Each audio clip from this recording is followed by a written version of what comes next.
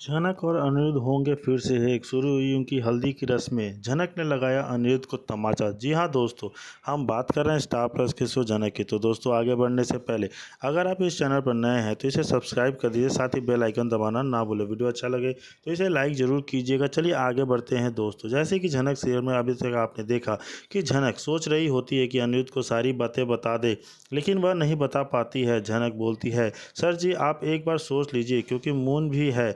अनिरुद्ध बोलता है, मैं जानता हूँ तुम मून से बहुत प्यार करती हो। तुम और मून सभी एक साथ रहेंगे। झनक और अनिरुद्ध बहुत सारी बातें करते हैं। तभी अनिरुद्ध झनक को गले लगा लेता है। झनक बहुत खुश हो जाती है। तभी पराशर वहाँ आ जाता है और दोनों को इस तरह देखकर बोलता है, हम आते हैं कुछ देर में। अनिरुद्ध बोलता है कि प्लीज़ न जाओ। पराशर बोलता है कि अब हमें जाना होगा, क्योंकि शादी की तैयारियां भी करनी है। लेकिन झनक बोलती है, मैं आपके लिए खाना बनाकर भेज दूंगी। अनिरुद्ध बोलता है, ज़्यादा काम मत करना अपना। पराशर बोलता है, यह क्यों काम करेगी, हम लोग हैं ना काम करने के लिए। बस गांव वालों को बताना नहीं है। तुम दोनों की शादी करने के बाद सभी को बताएंगे और कुछ दिन रहने के बाद तुम दोनों यहाँ से चले जाना। अब जाना जाने लगती है और झनक सोचती है कि कहीं मैं अर्शी दीदी के साथ गलत तो नहीं कर रही।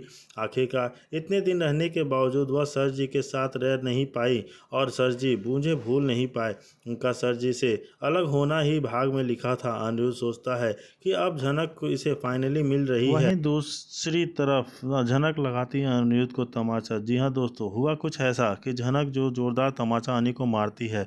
जी हाँ दोस्तों, दरअसल होता है कुछ ऐसा है, जब इन दोस्तों की शादी की तैयारियां शुरू हो गई हैं। पराशर जल्द से जल्द अनिरुद्ध और झनक की शादी कराना चाहता है। वह जानता है कि झनक अनिरुद्ध एक दूसरे से बहुत प्यार करते हैं और साथ ही झनक जो है अनिरुद्ध के बच्चे की मां बनने वाली है। तो जिस कारण झनक की शादी जल्द से जल्द अनिरुद्ध से कराना की ही उचित होगा। इन दोस्तों की शादी की तैयारियों जोर शोर से चल रही होती हैं, लेकिन अचानक इन दोनों के बीच बहुत सी गहरी फाइट हो जाती है। कुछ ऐसा होता है जो पहले नहीं दिखाया गया। पहले इन दोनों के बीच में हो जाती है बहसबाजी, लड़ाई झगड़ा, जो कि आम बात है, नॉर्मल में होती ही रहती है। पर आप देखेंगे कि झनक ने जो एक राज छुपाया है अनिरुद्ध से, वो बताने जाती है। जो यहाँ झनक है प्रेग्नेंट, अनिरुद्ध के बच्चे की मरने वाली है माँ। यह बात अभी तक अनिरुद्ध को पता नहीं होता है। झनक सोचती है, यह बात मैं सर जी को बता देती हूँ, वह बहुत खुश हो जाएंगे कि हमारी प्यार की निशानी जल्द इस दुनिया में आने वाली है। पर जो झनक ने सोचा था ऐसा कुछ नहीं होने वाला।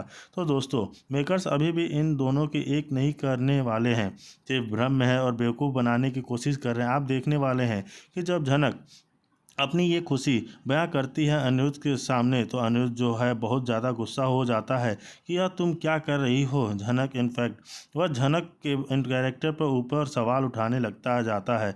वह साफ साफ मना करता हुआ नजर आएगा, यह मेरा बच्चा नहीं है, यह पराशर का बच्चा है। किसी और का पाप मेरे ऊपर डाल रही हो। जी हाँ दोस्तों, ठीक वैसा ही होने वाला है। जब झनक आदित्य के साथ रहती थी, तब यहाँ पे झनक के प्रेगनेंसी के ट्रैक को जो दिखाया गया था, और तभी वो भी अनिरुद्ध ने ऐसा ही कुछ कहा था कि यह बच्चा मेरा नहीं है, आदित्य का बच्चा है। और यहाँ भी वह सेम चीज़ करता हुआ रिपीट कर रहा है। दोस्तों, रिपीट करना तो इस शो में सबसे मेन और ख़ास बात है। जो यहाँ पे झनक को झूठा को कैरेक्टरलेस लड़की साबित कर रहा है और झनक काफ़ी गुस्से में आ जाती है। अपने चरित्र के ऊपर एक सवाल नहीं सुनना चाहती और जड़ देती है अनिरुद्ध को एक तमाचा। अनिरुद्ध को जैसे ही वह थप्पड़ मारती है, अनिरुद्ध काफ़ी शॉक्ड हो जाता है कि झनक ने मुझे थप्पड़ मारा। अनिरुद्ध ने कही कुछ ऐसी बात है जिसके वह थप्पड़ खाने के लायक है। और तभी आप देखेंगे कि दोनों की स्टैंडिंग हो जाते हैं। नजर आएगी कि दोनों की शादी टूट जाएगी और झनक अपने को बच्चे को लेकर अनिरुद्ध से बहुत दूर चली जाएगी। तो दोस्तों, यहाँ आप देखेंगे कि वहाँ लीप से पहले से ही अनिरुद्ध झनक बिछड़ चुके हैं। अब लीप के बाद क्या ही हो, दोनों जो मिलेंगे। अब पूरी जवानी तो बीत गई, क्या बुढ़ापे में आएंगे साथ में। जी हाँ दोस्तों, दबाना ना भूले। वीडियो अच्छा लगे तो इसे लाइक ज़रूर कीजिएगा। चलिए आगे बढ़ते हैं दोस्तों। जैसे कि हम देख रहे हैं कि अनिरुद्ध बहुत ज़ोरों से परेशान होकर मंदिर में भागा जाता है और वहाँ रो रो कर प्रार्थना करता है कि मेरी झनक को जल्दी से ठीक कर दो। वहाँ से एक फूल लेके आता है और झनक जागने लगती है और उसके माथे पर जैसे ही लगाता है, झनक जागने लगती है। अनिरुद्ध डॉक्टर को बताता है कि झनक मूव कर रही है। फिर झनक मून का नाम लेती है। इसे सभी लोग को लगता है झनक अब होश में आने लगी है। डॉक्टर अनिरुद्ध को बोलते हैं, आप जाइए, हम इन्हें चेक करके बताते हैं। अब पराशर खुश हो जाता है और बोलता है, यदि शहरी बाबू नूतन को ठीक होने लगी है। थोड़ी देर के बाद डॉक्टर बोलता है कि नूतन को होश आ गया है। अनिरुद्ध झनक से मिलने के लिए जाता है, जहाँ पर झनक उसे देखकर बोलती है, आप यहाँ क्यों आए हो? अनिरुद्ध बोलता है, अब मैं यहाँ से नहीं जाऊँगा, तुम्हारे साथ रहूँगा। झनक, मैं तुम्हारे साथ जी नहीं सकता, मैं तुम्हारे साथ तो मर जाऊँगा। झनक और अनिरुद्ध की बातें पराशर सुन रहा होता है। अनिरुद्ध बोलता है, झनक मुझे माफ़ कर दो, मैं तुम्हें बहुत दुख दिया।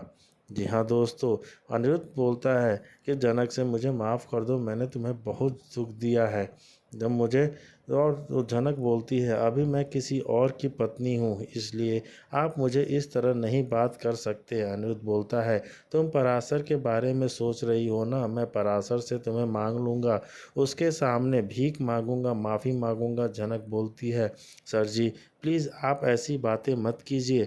अनिरुद्ध बोलता है, तुम पराशर से प्यार करती हो मुझसे भी ज़्यादा। इस पर झनक का कोई जवाब नहीं होता। अनिरुद्ध बोलता है, झनक मैं तुम्हें अपने साथ ले जाऊंगा। झनक बोलती है, आप ऐसा नहीं कर सकते, मेरी शादी हो चुकी है।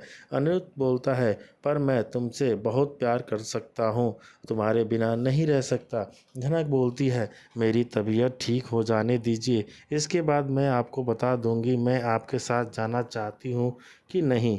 तभी पराशर वहाँ जाता है, बोलता है कि नूतन और हमारी शादी नहीं हुई थी और नूतन मेरी पत्नी नहीं है। यह बात सुनकर अनिरुद्ध शौक हो जाता है, पर आसार सारी सच्चाई बता देती है।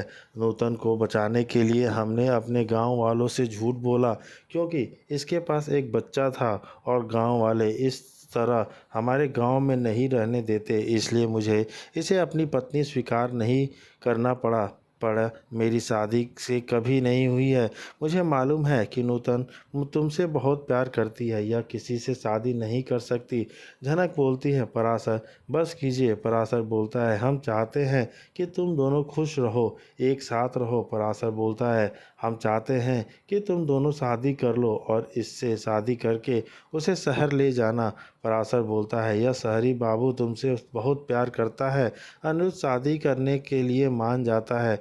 जनक बोलती है, मैं अभी कुछ बोलने की हालत में नहीं हूँ, जो आप लोगों की बात मैं मान लूँ। अनिरुद्ध बोलता है, मैं जनक को अपने साथ ले जाना चाहता हूँ, इसलिए मैं कोलकाता जाकर झनक के लिए सारे अरेंजमेंट करूंगा। जी हाँ दोस्तों, और वहाँ इसे आराम से रहने के लिए सारी व्यवस्थाएं करूंगा, जिससे झनक को कोई तकलीफ़ ना हो और वो आराम से वहाँ रह सके। जी हाँ दोस्तों, झनक के लिए अनिरुद्ध किसने दिया है, मैं उससे छोड़ूंगा नहीं। पराशर बोलता है, तुम हमें पुलिस का धमकी दे रहे हो, हम पुलिस से नहीं डरते, और जहर किसने दी है उसे समझ लूँगा। नूतन के शुभचिंतक बन के आए हो तो दूर से देखो और जाओ। तभी डॉक्टर आ जाते हैं और बोलते हैं, सर मैं आपको मिलवाता हूँ। डॉक्टर अनिरुद्ध को झनक के पास ले जाता है। झनक को देखकर अनिरुद्ध खुद से बोलता है, झनक अब मैं तुमसे दूर नहीं जाऊंगा, तुम्हें अकेले नहीं छोड़ूंगा। झनक बेहोश होती है। अनिरुद्ध झनक से बात करता है और बोलता है, झनक उठ जाओ, तुम सारे सर जी आए हैं, तुमसे मिलने के लिए आए हैं। अनिरुद्ध झनक का हाथ चूम लेता है। डॉक्टर बोलता है, आपके बात करने से इनका हार्ट बीट बढ़ रहा है, प्लीज़ आप यहाँ से जाइए। अनिरुद्ध हॉस्पिटल से बाहर आ जाता है तो पराशर बोलता है,